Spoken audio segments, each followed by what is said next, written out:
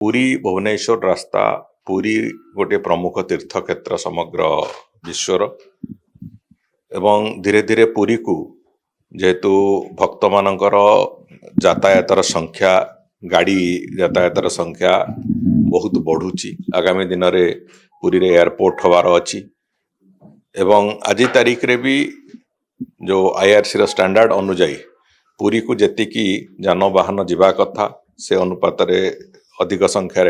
गाड़ी जीवा आसवा आरंभ करछि। गत 3 वर्ष 4 वर्ष धरिकी पुरी क्रमागत भाव में पुरी को आसुथिबा भक्त मानकर संख्या बहुगुणित हवा आरंभ होइछि। सबु दृष्टि को आखि आगे रखिकी केंद्र सरकार तार ऊपर जो निष्पत्ति नहीं ताकू पुरी को जो रास्ता जाउछि से रास्ता को 6 लेन करबा कथा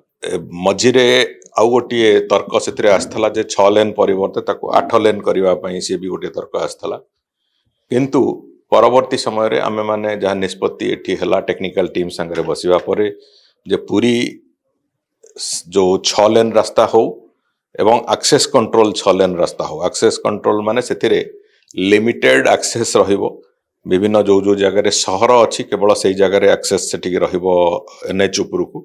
जहाँ फल कि एक्सीडेंट पाखापाखि